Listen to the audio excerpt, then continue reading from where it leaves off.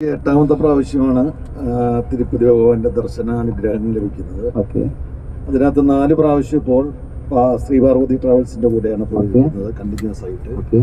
പിന്നെ ഇത്തവണ നമുക്ക് കുറച്ച് ബുദ്ധിമുട്ടുണ്ടായി ദർശനത്തിന്. അത് ശ്രീ പാർവതിയുടെ കുഴപ്പമില്ല, അവിടുത്തെ അഡ്മിനിസ്ട്രേഷന്റെയും ബാക്കിയുള്ള കാര്യം കാരണം ഓൺലൈൻ ബുക്കിംഗ് ഇല്ല. നമ്മൾ തന്നെത്താനെ അവിടെ പോയി നമ്മൾ ടിക്കറ്റ് എടുത്ത് നമ്മൾ കയറണം, അങ്ങനെയുള്ള ബുദ്ധിമുട്ടൊക്കെ വന്നു. അത് കാരണം ഉണ്ടായ ബുദ്ധിമുട്ട് കാരണമാണ് നമുക്ക് അത്രയും ഡിലേ വന്നത് കാണാനും. പിന്നെ ഭഗവാന്റെ തീരുമാനം ഉണ്ടായി കാണും, ചിലപ്പോൾ ഞാൻ പോകാൻ വൈകിയതോ അല്ലെങ്കിൽ ഇതിലുള്ളവർക്ക് കുറച്ചു നേരം വെയിറ്റ് ചെയ്തിട്ട് കണ്ടാൽ മതി എന്നുള്ളത് അത് ഭഗവാന്റെ തീരുമാനമാണ്. അല്ലേട്ട് പറഞ്ഞ മാതിരി ആ ഭഗവാൻ തീരുമാനിക്കുന്ന എന്താണോ അതേമാതിരിയാണ് നടക്കും.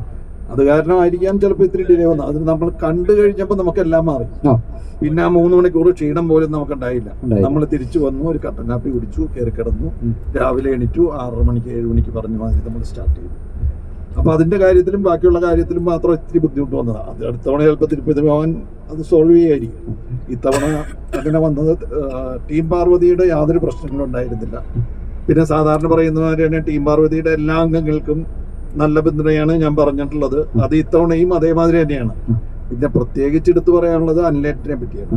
കാരണം അൻലേറ്റന്റെ കൂടെ ആദ്യമായിട്ടാണ് ഞാൻ പോകുന്നത്. ഇതിനു മുമ്പ് പോയപ്പോഴൊന്നും അൻലേറ്റൻ ഉണ്ടായിരുന്നില്ല.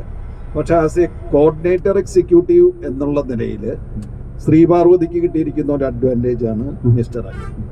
ആ ഒരു കോർഡിനേറ്റീവ് എക്സിക്യൂട്ടീവിന്റെ ആ ഒരു എബിലിറ്റി ഉണ്ടെങ്കിൽ മാത്രമേ ബാക്കിയുള്ള എല്ലാ നമ്മൾ പോകുന്ന ഭക്തർക്കും ബാക്കിയുള്ളവർക്കും സന്തോഷവും അതേമാതിരി ആ കാര്യങ്ങൾ മനസ്സിലാക്കി അത് പിന്തുടരാനായിട്ടുള്ള അവസരവും ലഭിക്കുന്നത്.